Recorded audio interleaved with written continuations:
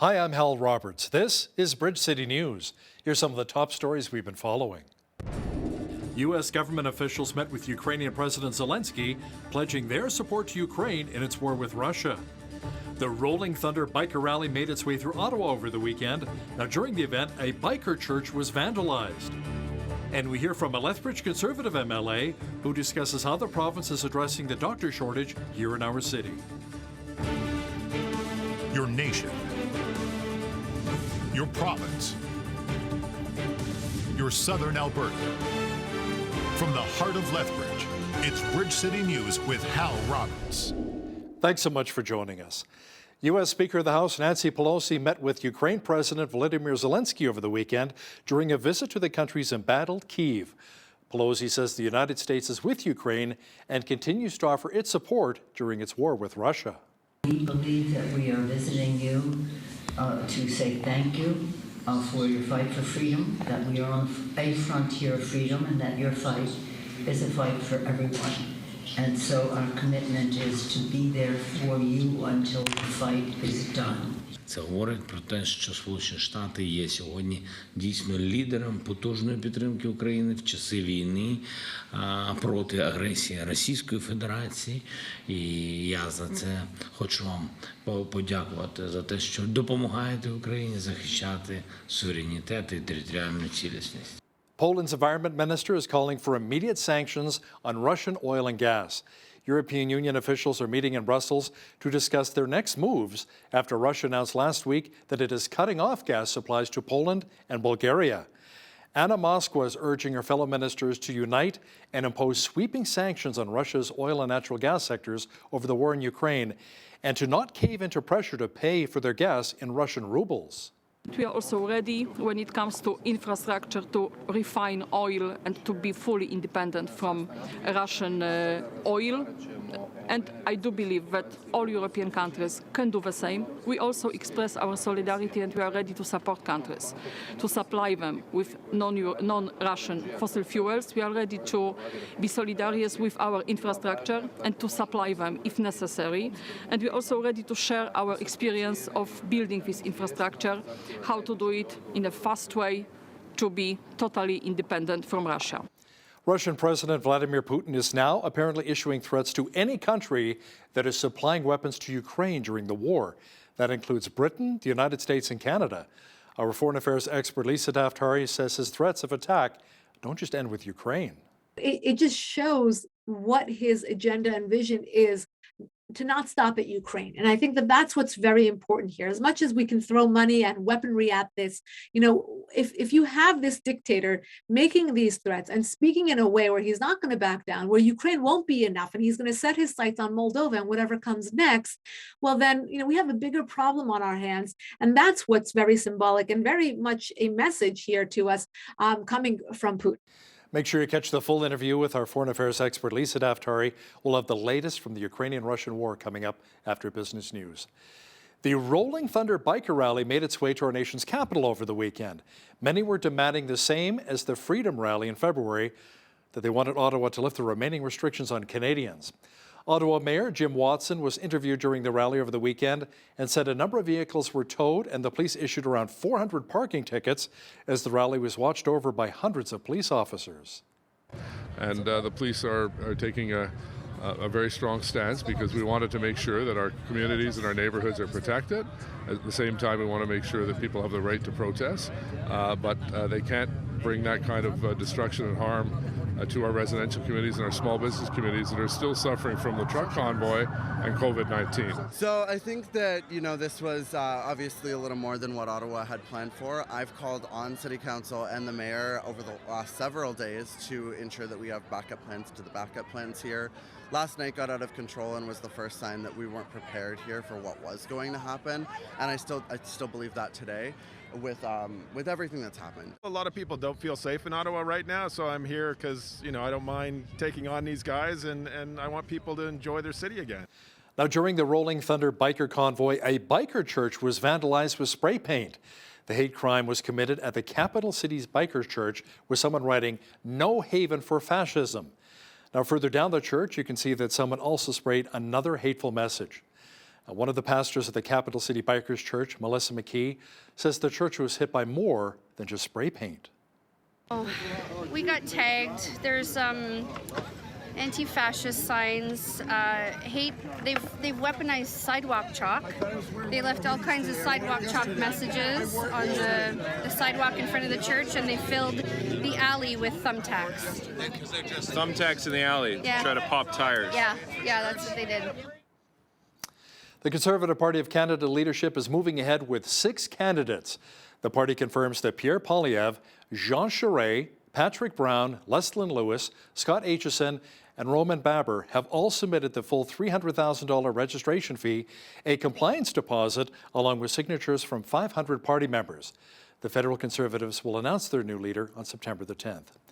Joseph Bourgault was hoping to run as a candidate for the CPC, but was shot down by the Conservatives. He and his team made the announcement earlier today in a tweet. Bourgault wrote, "It is with great disappointment that we were advised by the CPC that we were ineligible to advance in the leadership campaign. They stated that our team did not meet the registration fees and compliance deposit of $300,000.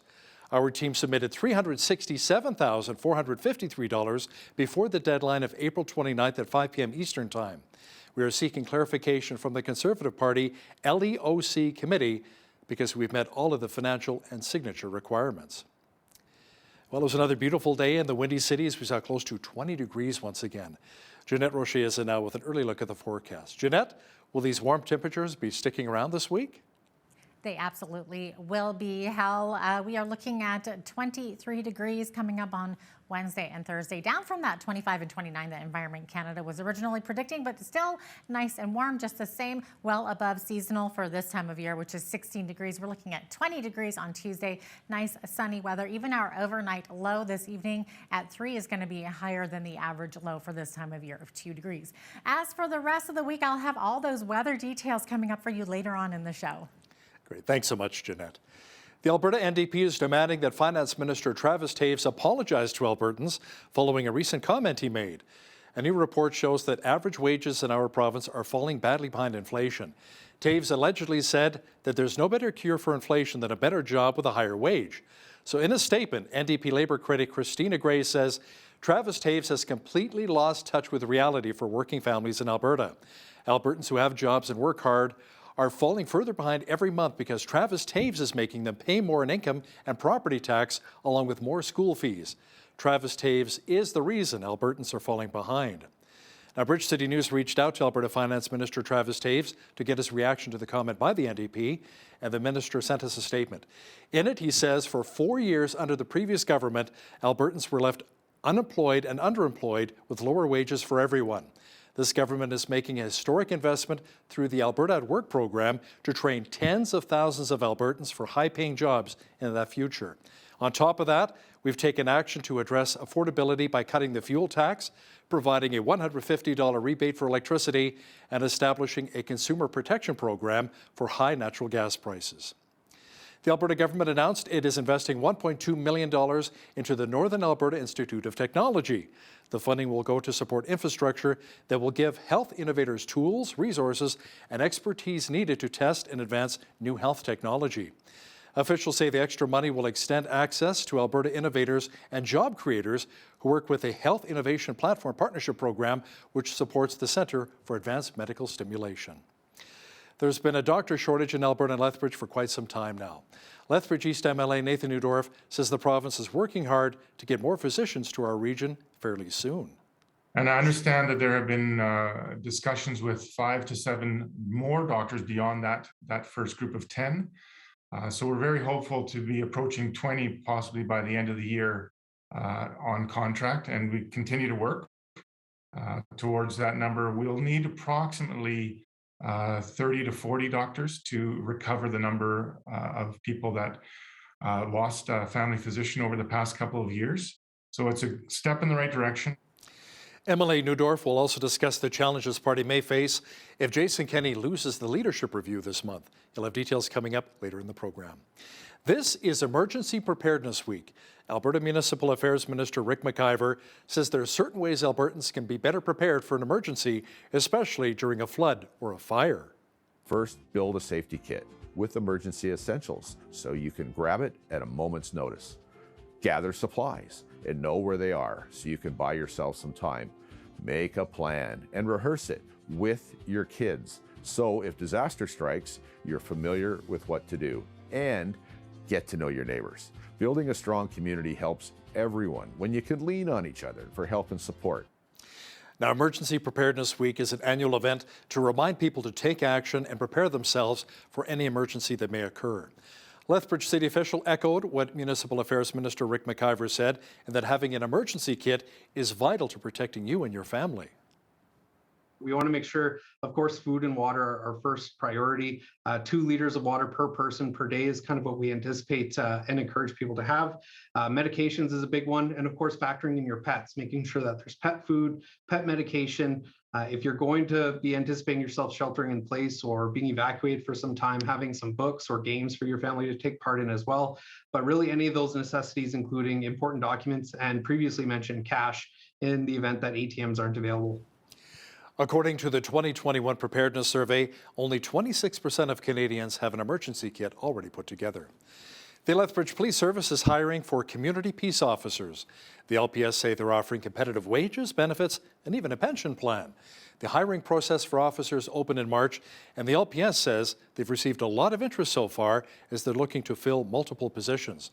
Alistair Coop, recruiter with the LPS, explains what the job is of a peace officer. So they will be conducting foot patrols, monitoring and maintaining public safety within the downtown and within their scope, obviously. Our CPOs work on the front lines here in the downtown core of Lethbridge, along with our police officers. They have criminal court authorities for theft under $5,000 in mischief. And so their job is a lot like a police officer. They're patrolling, maintaining the safety of the downtown core, as well as working in our cell block, transporting prisoners and different things like that. So our CPOs, again, the scope is a little bit larger than many other CPOs around Alberta. The deadline to submit an application is May the 15th. With the warmer weather approaching, that means we're also approaching rattlesnake season, and the city's rattlesnake relocation program is officially underway. If you're venturing out to the coulees or an urban area, you might come face to face with one, as this is typically the time of year rattlesnakes come out of hibernation. When a snake is spotted, that is a risk for public safety, and it will be relocated back to its natural habitat. If you do spot a snake, you're being asked to contact the Helen Schuler Nature Center or the city's rattlesnake whisperer, Ryan Firstdiver. The town of Claresholm is hosting a special walk coming up May 14th at Patterson Park.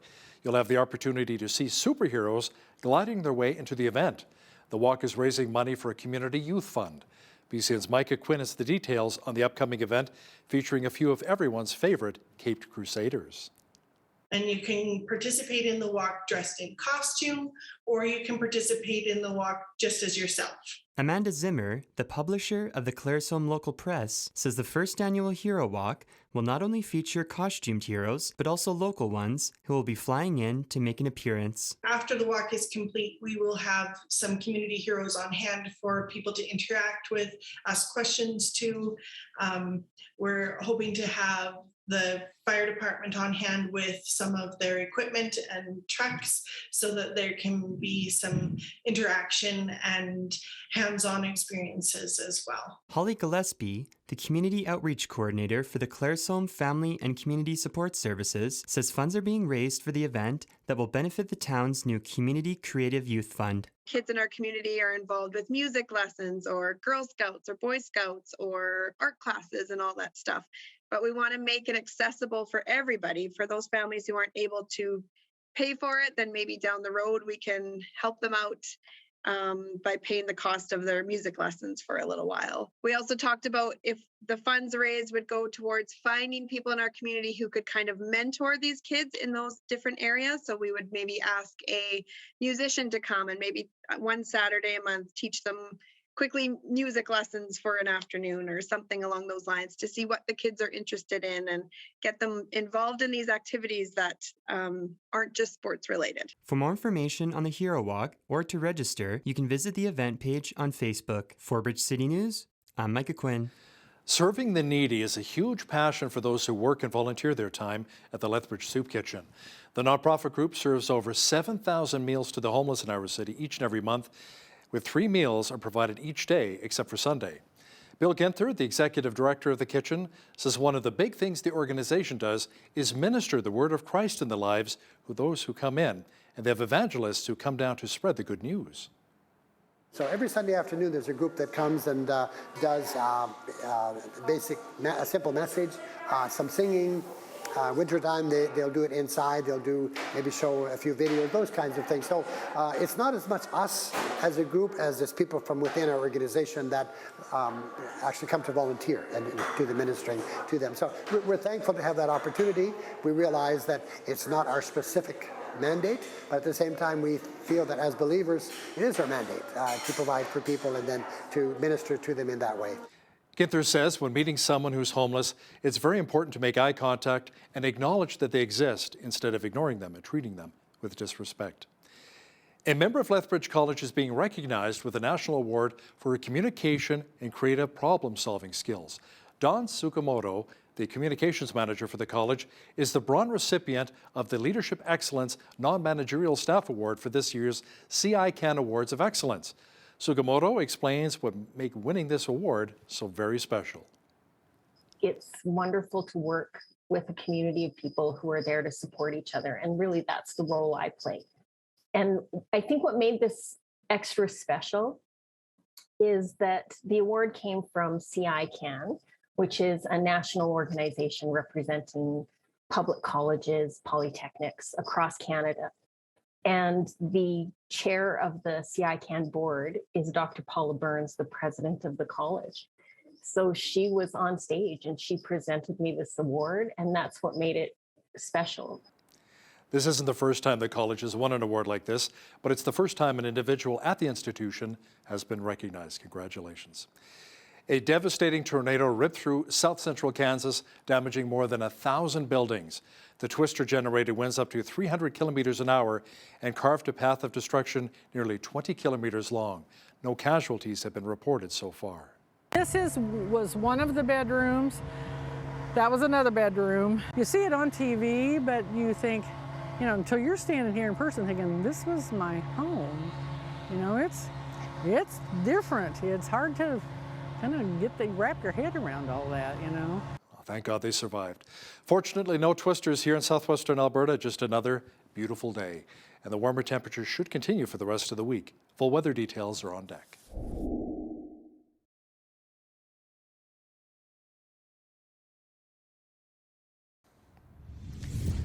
Well, we have a good and bad news scenario here in southwestern Alberta. It's good news if you enjoy the warmth and dryness. But it's also bad news if you're a farmer or rancher. Not a lot of moisture is in the forecast this week. Jeanette Rocher is in now with all of the weather details. Jeanette, if you enjoy 20 degrees and warmer, this should be your week. Yeah, well, then you are preaching to me, Hal, because I'm loving the change in temperature. Bring on the warmth, that's what I say. As far as the farmers and ranchers go, it is a little bit dry. They're actually going to have to wait until Sunday to see that moisture when we're going to see 60% chance of showers, but that's not until almost a week from now, Sunday. So into tomorrow, Tuesday, we're looking at 20 degrees, the high, sunshine, sunny day on Wednesday as well. Look at that temperature, 23. Same thing for Thursday, 23 with partly cloudy skies. Sunshine on Friday with a high of 19 down to 17 on Saturday. And then on Sunday, the temperature is going to drop a bit there down to 10 degrees. That's where we're going to see that 60% chance of showers. So hopefully that will make our rancher friends a little bit happier. Average high for this time of year, 16, 2 degrees. The average low, 28 was where we were at back in 1940. That was the warmest day on record. The coldest was a chilly minus 11 in 1954. That's quite chilly for this time of year, especially. 6:07 is when the sun rose this morning. Our sun set this evening at 8:50 p.m., giving us close to 15 hours of daylight. I will take that for sure. Okay, so a bit rainy on the west coast, 14 degrees the high in both of our coastal cities. Victoria seeing a bit of wind in the Juan de Fuca Straits and a bit windy in the Straits of Georgia near Vancouver. 16 the high in Edmonton with a few showers in the morning, and 19 degrees in Calgary tomorrow with mainly sunny skies there. As we look to the rest of the prairie, Saskatoon sitting at a lovely 21 degrees. Should be a lovely day in Saskatoon, partly cloudy skies. Get your sunglasses if you're in Regina, though. 19 degrees the high. sunny skies. Sunshine also in Winnipeg expected with 12 degrees the high, a little bit windy there as well. Now, as we look to the central part of the country, Toronto seeing a few showers ending in the afternoon, 12 degrees the high. Ottawa, mainly cloudy skies, 17 the high. And Montreal, a mix of sun and cloud with 19 degrees the high there. As we look to Atlantic Canada, things are drying up quite a bit as compared to what we saw last week with showers and even flurries. Now we're seeing sunshine and 17 degrees the high in Fredericton. Halifax sitting at 12 under sunny skies. Sunshine in Charlottetown with 8 degrees and 6 degrees in St. John's, Newfoundland. That's where they're seeing the showers though and a bit windy as well. So there you have it. That is your forecast. Vancouver-based Sandstorm Gold announced a pair of acquisitions worth a total of $1.1 billion US. Company officials say they are purchasing Nomad Royalty and an all-stock deal worth $590 million. It is also acquiring a royalty package from Base Core Metals and a cash and stock deal worth $525 million. Sandstorm says once the deals close, its existing shareholders will hold 67% of the company, while Nomad shareholders will own 28% and Base Core 5%. The European Union says it believes Apple has abused its dominant position by limiting access to rivals in its mobile payment system, Apple Pay. The company has been investigated by the EU's executive arm for the last 2 years. The EU says Apple is restricting competition by preventing mobile wallet app developers from accessing the necessary hardware and software on its devices. After working remotely in sweatpants and yoga pants for 2 years, a number of North Americans are rethinking their wardrobes to balance comfort and professionalism as offices reopen. They're dropping the typical suits, zip front pants, and pencil skirts they wore before the pandemic and experimenting with new looks. Retailers and brands are rushing to meet workers' fashion needs with blazers, knit fabrics, pants with drawstrings, and casual twists on the button-down dress shirt. You know, I could definitely get behind the pants with drawstrings or elastic waistbands. Now, here's a look at today's markets. The TSX was down 69 points on the day to finish at 20,692. The Dow was up 84 points to 33,061. The S&P 500 was up 23 points to 4155, and the Nasdaq was up 201 on the day to 12,536. West Texas Intermediate Oil was up 48 cents to 105.17 US per barrel. Natural gas was up 23 cents to 7.48 US. Gold was down a cent to 18.6301 US an ounce, and silver was also down a cent to 22.63 US an ounce. Feed wheat is at $14.29 per bushel, barley's at $10.21, canola's at $25.55, and corn is at $12.20 per bushel. Live cattle were up $2.55 to $135.20, feeder cattle were up $5.08 to $161.43, and lean hogs June contract is down $1.40 to $104.98. The Canadian dollar was even over the past 24 hours at 77.64 US.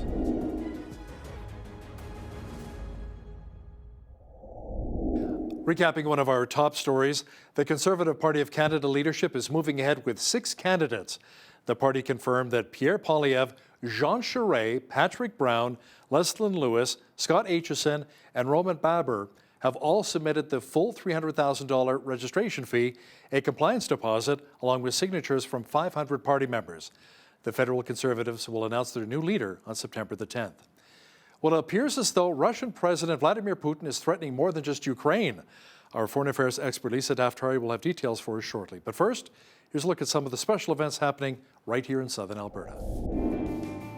Here's today's Bridge City News community calendar. Discover how Lethbridge has played an important military role in the preservation of world peace and security by visiting the Lethbridge Military Museum at the Vimy Ridge Armory at the Lethbridge Airport. The museum is open to the public each Wednesday from noon to 4 p.m. Special arrangements for other days and times can be made by calling 403-892-6531. Admission is free, but donations are gratefully accepted. For more information, visit lethbridgemilitarymuseum.org. Celebrate Recovery is a Christ-centered recovery program for any hurt, hang-up, and habit. This group meets Friday nights at Park Meadows Baptist Church. The evening begins at 7 p.m. with a large group session, followed by small groups at 8 with coffee and dessert at 9. For more information, visit celebraterecovery.ca or call the Park Meadows Church office at 403-327-4422. And that's your Bridge City News community calendar.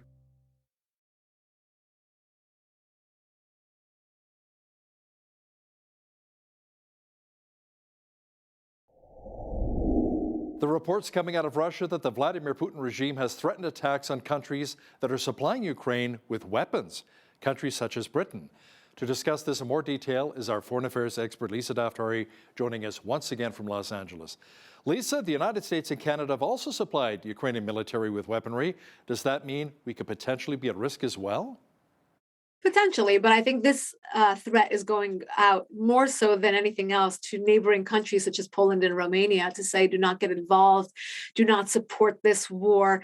We've heard a lot of big, bad, threats coming from Putin, like I'm still here, I'm still relevant, and I'm still thumping my chest and showing you that I am the powerful dictator that was and is evermore. And because of that, we're hearing threats, and of course we're covering them because, it just shows what his agenda and vision is to not stop at Ukraine. And I think that that's what's very important here. As much as we can throw money and weaponry at this, if you have this dictator making these threats and speaking in a way where he's not going to back down, where Ukraine won't be enough, and he's going to set his sights on Moldova and whatever comes next, well, then, we have a bigger problem on our hands. And that's what's very symbolic and very much a message here to us coming from Putin. I think that's really the bigger story here, is to say, yes, of course, he's making these threats, and countries like Romania and the UK and Poland and even the US and Canada are going to continue supporting Ukraine and continue to send funding and weaponry over there, and obviously to stand behind Ukraine. But again, what is the bottom line? Where will this end? How will this end? Will it ever end? Are more important questions here. And the concern is if he doesn't end up attacking Poland, a NATO country, then NATO would be brought in, and therefore the United States and Canada would be brought in, and we could see World War III here.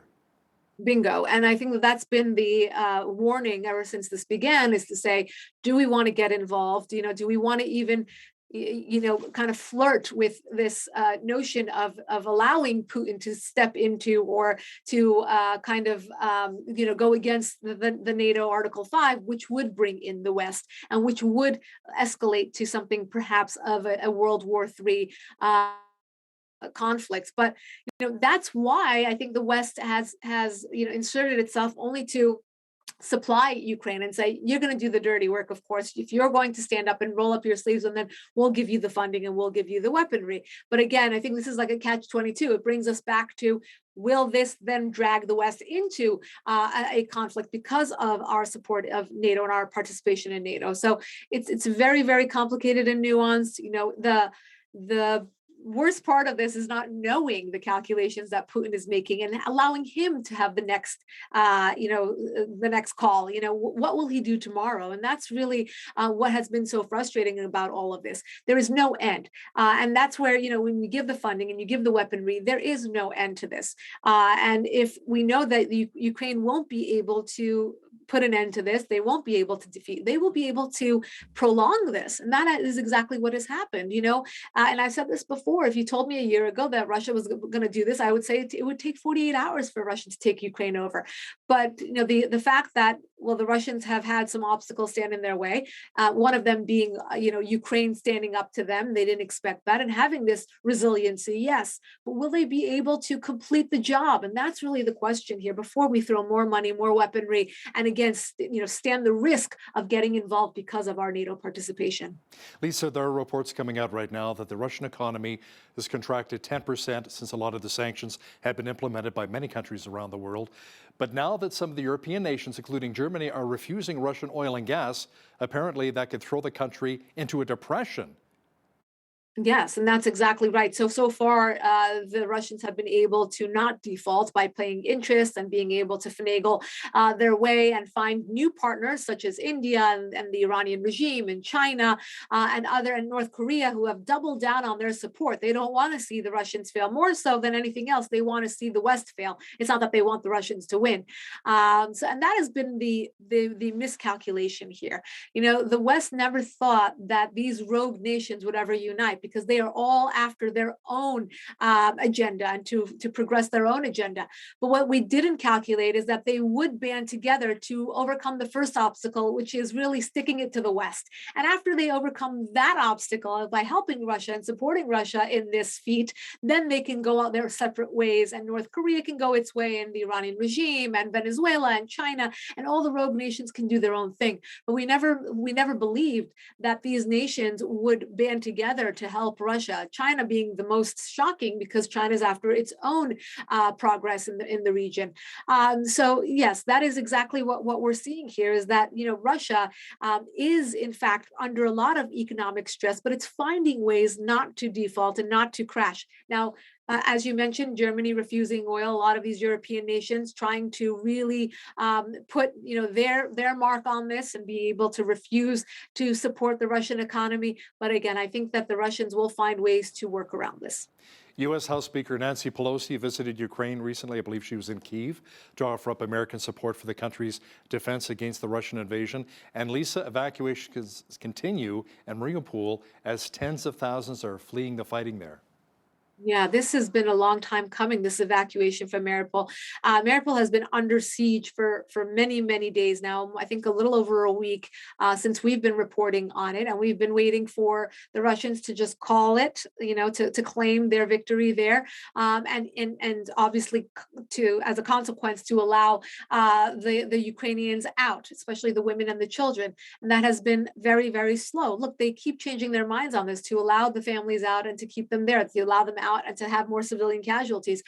So when there is news about this, of course, we are, upset about another Russian takeover. But the fact that this, the humanitarian aspect of it is being answered to is a positive in some ways. And Nancy Pelosi, well, a very symbolic visit. We had thrown around the idea of someone from the White House visiting, and Zelensky, the president of Ukraine, had hoped that it would be President Biden. And he said, while there was a risk, he would want the highest level of U.S. leadership to make a visit to the country. And of course, President Biden did not make the trip. But so far, we have had Secretary of State Blinken and now Nancy Pelosi make the visit, and obviously symbolic in nature to say we are with you, and the American people support you, and the American leadership, of course, is here for you. Lisa, U.S. Senate Democratic leader Chuck Schumer says he will act on a Biden administration request to add provisions to a $33 billion Ukraine aid package to allow the United States to seize Russian oligarchs' assets and send money from their sale directly to Ukraine? Yeah, not a bad idea by Chuck Schumer to now sanction the oligarchs of Russia. That has been a fixation of this White House, to say, we're going to go after the oligarchs because they're very influential. They can perhaps pressure Putin to back down and take their assets and send that money to the people of Ukraine. It makes perfect sense because we're taking money from the American people.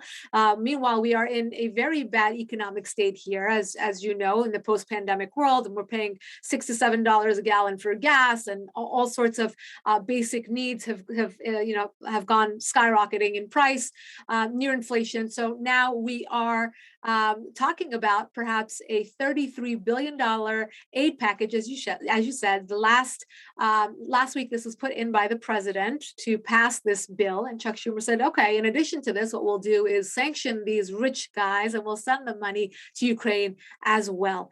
Look, there have been so many aid packages, and there is so much money being thrown around here. And as I said earlier, when will there be an end to this? This is U.S. taxpayer money, and again, when this country can use this money, when it can be used for the homeless crisis, when it could be used for so many other crises that we have here, it has to be going for the right purpose and be directed towards a goal for the Ukrainian people.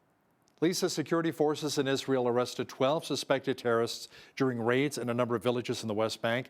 Now, this followed a deadly shooting involving a security guard at the entrance of a Jewish town. Yeah, the Jewish town of Ariel. This was Friday. Very sad. These are all innocent young people who are serving their time in the IDF military. It's every one of these casualties is just so heartbreaking. Again, young people who are just serving their time and doing their duty for their country. And we really don't talk about. I mean, there have been many casualties over the last 3 weeks based on Hamas, and of course, ISIS has taken some sort of responsibility responsibility as well to say that we are influencing and we are encouraging the people to do these, do-it-yourself type terrorist attacks that are supported by Hamas and therefore the Iranian regime. There have also been, attacks coming in from Hezbollah, from Lebanon, and from every angle. You look at this small country, Israel, the size of New Jersey, that has to fight off these terrorist attacks, and internally as well. Imagine going to the market, going to the mall, sending your kids to school, taking the public bus, and not feeling safe.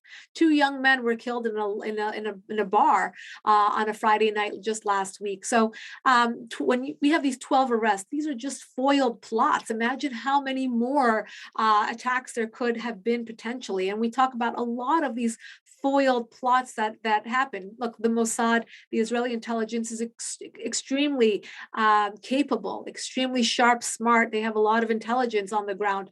And when these things go through, it's because they are everywhere. It's like playing whack-a-mole. It's very difficult to stop them. But when they do, we're happy to say that some potential attacks have been stopped. Israeli Prime Minister Naftali Bennett's family received a couple of threatening letters, each containing a bullet over the past week, Lisa. Now, the threats came just days apart. Let me ask you something. Is this the first time the Bennett family has received death threats? Well, he's only been in office for a short period of time, but there have been 2 of these threats in this very short period of time.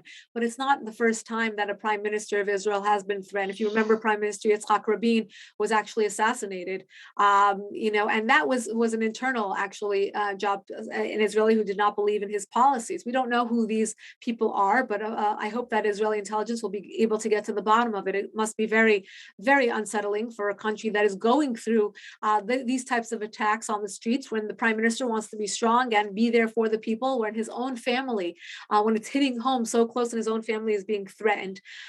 So yes, it's incredible to see how much pressure the Israelis are under, from the leadership down to the children that are playing in the schoolyard. It's incredible to really think about how dangerous it is there right now.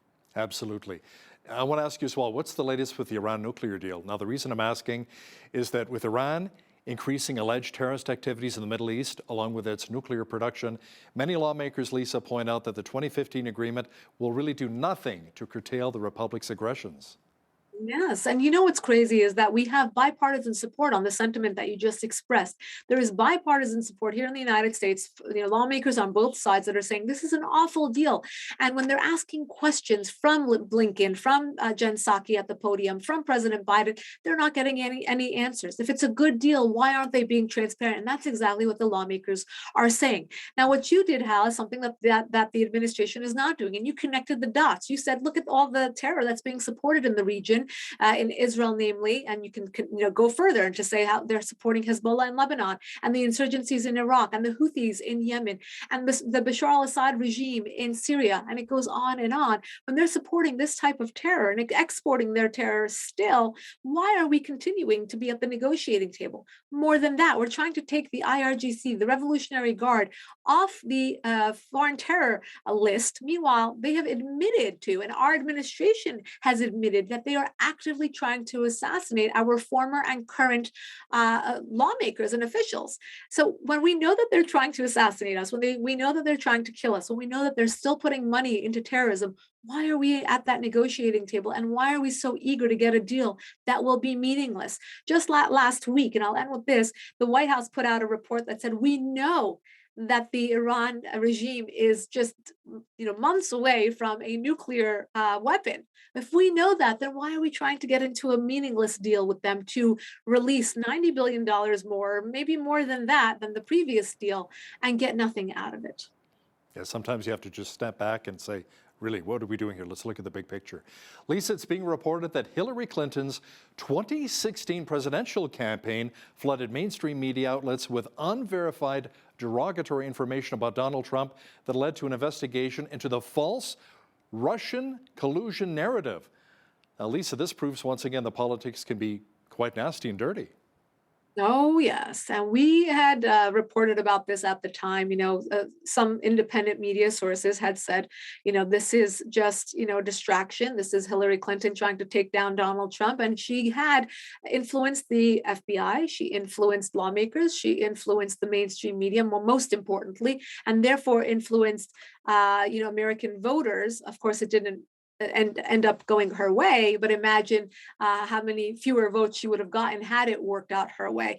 And I think that's why you had, if you remember, how the covers of so many magazines and newspapers that had already printed out Hillary Clinton's victory the morning after Election Day here in the United States, and they had to reprint all of that. And of course, they're very upset to do so, to admit that Donald Trump won the election. But it just goes to show how dirty politics is, as you said, but also how easily our law enforcement and our bureaus and our mainstream media can be swayed, where there is no more investigative reporting, where there is no more, giving the benefit of the doubt, where there's no more, nonpartisanship from really looking at things with a clean slate and saying, I'm not biased. I'm going to look at this and see who's telling the truth. And everyone believed Hillary Clinton. And now, day after day, we're seeing more coming out of this investigation to show how dirty she played. And fortunately, I should say, didn't get anywhere with it. I still remember how many Americans threatened to move to Canada if Donald Trump was elected as president. How many actually followed through on that, right? No, you're right. Our foreign affairs expert, Lisa Daftari, thanks so much for joining us from Los Angeles. My pleasure.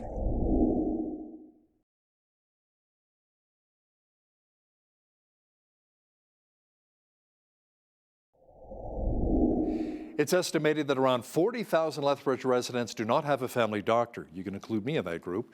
But there's some good news in that 3 international graduate physicians have signed contracts to come to our city, and another 7 are pending. To discuss this in more detail is Lethbridge East MLA Nathan Newdorf. Nathan, that would mean 10 extra physicians for 40,000 people. I mean, it's really not enough, but at least it's a good start, right? Absolutely, Hal. It's not a start. We didn't get here in a day, and we won't fix it in a day, but it is definitely positive direction. And I understand that there have been discussions with 5 to 7 more doctors beyond that first group of 10. So we're very hopeful to be approaching 20 possibly by the end of the year on contract, and we continue to work towards that number. We'll need approximately 30 to 40 doctors to recover the number of people that lost a family physician over the past couple of years. So it's a step in the right direction. And just for clarity, there's probably 10 to 12,000 individuals in Lethbridge prior to this decline in the number of doctors who never had a family physician. So we're trying to recover possibly 30,000 people that are now without a family physician that had one before. So this is almost a third of the way there, and it's definitely a move in the right direction. So what caused such a lack of doctors in our city? Was it that a lot just moved out, some retired? What's the issue here? It's a little bit of everything. We know quite a group of doctors have moved to larger cities in Alberta, Calgary and Edmonton in particular. Many have retired. The additional stress and workload of a pandemic. Just saw a number of doctors say that they had reached the end of their careers. Unfortunately, a number of physicians actually passed away. That's a natural occurrence as well, but unfortunate. And it's just been a very difficult time with the lack of movement around the globe in terms of people moving during a pandemic. So once we've seen that recovery, it's much more attractive to have doctors come and look at a place like Lethbridge. When I lived in Hamilton, Ontario, I had a doctor from Nigeria, Dr. Oliankadada, wonderful man, an incredible human being and a great doctor. Are we looking at maybe opening the doors to having even more international doctors coming to Canada and Alberta? Absolutely. We do look around the globe. One of the most important elements is to check the credentials. There's many countries around the world that have already established that their training programs would meet the requirements that we have set here in Canada for that threshold of safety. There are other countries where that's not necessarily the case. So it's very important that we keep people's safety forefront in our minds as we go through the credential recognition program for those doctors and make sure that they're eligible to practice medicine here in Canada. Yeah, let's talk a little bit more about the vetting and recruiting process of bringing more physicians here to our city. Do you know what really goes into it? I don't have all the details, of course, but checking the credentials is a major part of that. And it's not just as simple as calling a reference on a resume. It's a little bit more in depth. They do follow up on the training, their course of practice. And then there's also the federal component in terms of immigration to make sure that there's not criminal occurrences in their past or anything like that. And then their financial stability. We want them to come here and work and not necessarily come here to be a net drain on our resources. We already take many immigrants who are in very serious global consequences who need those resources to be taken care of. So, and then there's also the whole process of relocating, making sure that they find a place to live. If they have a spouse and family and children, that they can go to school. So it's quite an extensive process, and it can take 3, 6, sometimes even 9 or 10 months to accomplish. Nathan, the opposition NDP have been blasting the UCP recently on a number of points. One is how car insurance rates have gone through the roof since the cap was removed in 2019. Will we see a break on auto insurance, especially for our younger people? Well, this is a market function. What we saw happening in 2019 when the cap was in place is that the underwriters of those insurance companies were leaving Alberta at an alarming rate. I heard many examples of young people who had to pay up to $7,000 for a single year of automobile insurance, and they had to pay it all up front because the availability just wasn't there. The risk was so great for those insurance companies. So when we removed the cap, it allowed those underwriters to come back and increase the competition, but prices did go up for everybody else as the market adjusted. We are now starting to see those same companies request a reduction in their insurance rates. 7 companies to date. We hope more continue to follow. That's the impact and effect of competition in that market.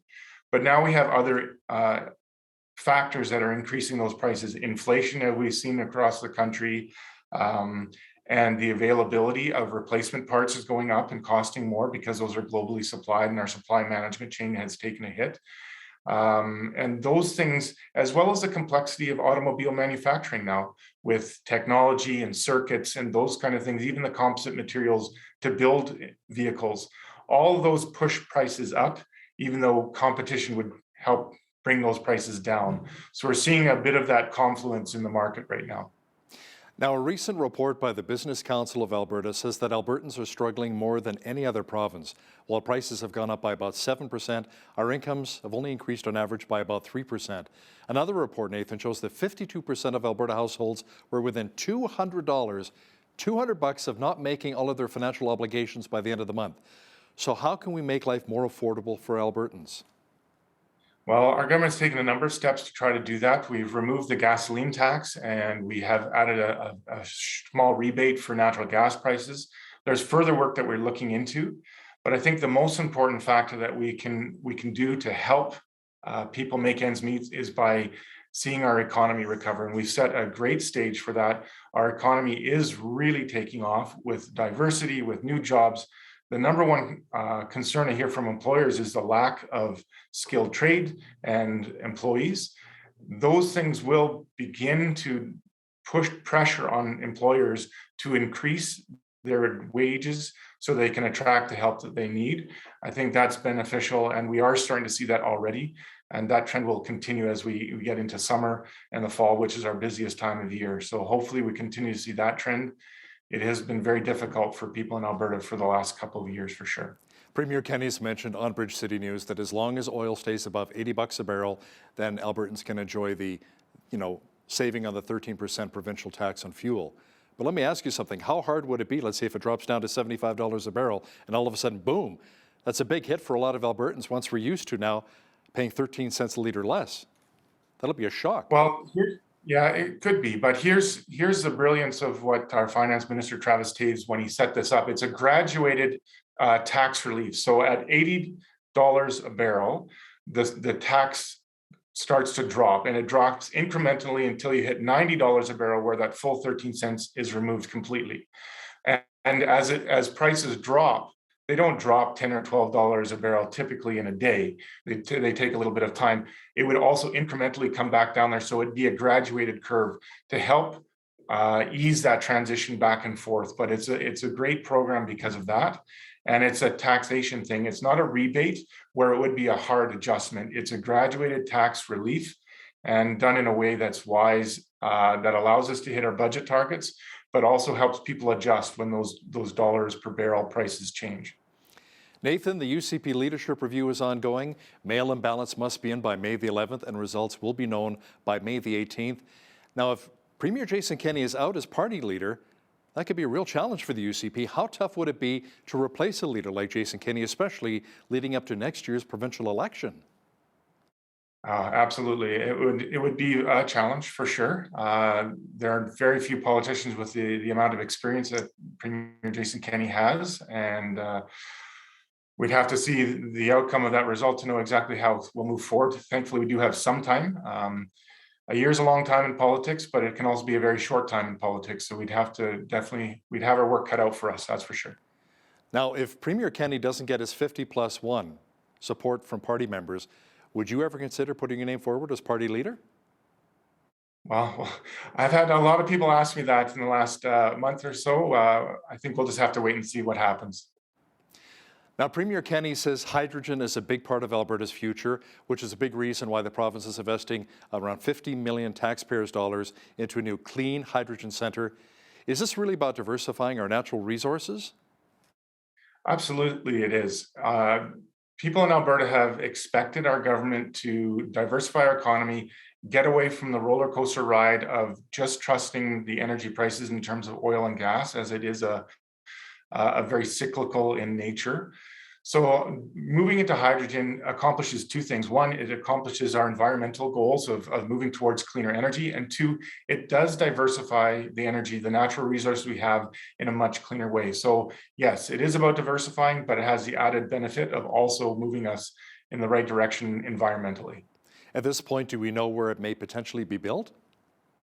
My understanding is that it's going to be somewhere near Edmonton to be close to the energy producers, as well as a major shipping hub of Edmonton and the capital city. It could change, but I suspect it'll be somewhere in that neighborhood. As we move closer and closer to the next provincial election next year, you know, a lot of times governments like to spend money in different constituencies. Some people say, it's to help buy votes, but I mean, other times it's like certain areas really need funding for capital projects here. And we've talked about a third bridge here for the city of Lethbridge. Any other money potentially coming our way, maybe for intox and detox beds as we continue to battle the opioid crisis, or a third bridge? What have you heard? Well, we have lots of money for intox and detox beds and treatment. I look forward to that money being actually built with. There's quite a few beds in the queue, and I expect some sod turnings this year, which will definitely see that money that was promised earlier being spent. The third bridge, I've had a very good conversation with the Minister of Transportation on that. We are fortunate that the next budget will have to be put forward by the end of February and passed by the end of March next year, which is in advance, 2 months in advance. I hope that we continue on our fiscal objectives of continuing on a balanced budget and getting us back into the black. But I am also hopeful for a number of very needed growth projects, good investment in good infrastructure here in the South that will help us continue our economic recovery. Let's discuss the province putting an extra $3.6 million into an agreement with Ottawa to support inclusive childcare for kids with special needs. How important is this kind of an investment? I think it's incredibly important. As we talked earlier, allowing and helping people get back into the workplace is vital right now. And parents with children with special needs and disabilities need that support as well. And being able to have trusted, safe, and affordable childcare is crucial for them to be able to do so. I think this is a great investment. I know in Lethbridge, as a hub city here in the South, a lot of families that have additional needs of services, particularly community and social services, they move to Lethbridge to get those needs met. And to have that investment will really benefit us here in Lethbridge and really help those families who need that little extra help. Let's talk a bit about the school curriculum, which has been criticized extensively by educators, by parents, and of course the opposition NDP. A lot of it's rolling out in September. How do you respond to that kind of criticism when it comes to this new curriculum? Well, here's where I get a little bit confused with people's criticism. Most of the criticism is about the social studies aspect of that, which is still being worked on and not being implemented this fall. The mathematics and language arts, where they've piloted it this year, they've seen 2 and 3 grade level increases in those children's learning. Those are what are going to be implemented this fall. So people without concerns are either not getting the whole story or not understanding the actual benefit of what's being done. I think we've heard those concerns about the social studies. That's why we've held that back and continue to work on it. But we've heard the praise and positive reports in learning for children in the mathematics and language arts and physical education pieces. That's why we're proceeding with those. And I think parents will see a great benefit to their children in those grades this fall and into the years ahead. Now, Nathan, we've talked about attracting more doctors to our region. How about other business owners to help really diversify our economy here in Lethbridge? What's needed and what kind of businesses are needed here in our city?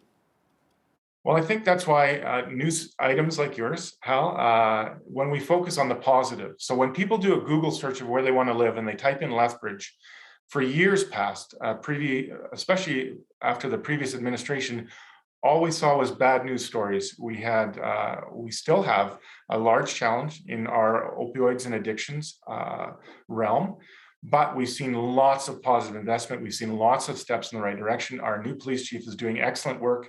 In every sector of the city, we've seen crime go down. So we need to get that positive message out. So when people look to move here, we have a great college, we have a great university, we have lots of great resources and facilities, and we've got positive news and positive growth. So it's not just agriculture and food production, it's shipping, receiving. We've got the exhibition park being built, we've got the airport renovation just being done. We are growing, we're a hub for the South, and we've got lots more positive than we do negative, even though we have things to work on. I'm very excited about that, and I appreciate you and other news media outlets in putting forward the good news. When people look at Lethbridge, they see the good news stories. Lethbridge East MLA Nathan Neudorf, thanks so much for your time today. Thank you, Hal. Take care. You as well. On behalf of all of us here at Bridge City News, I'm Hal Roberts. God bless, and thanks for watching.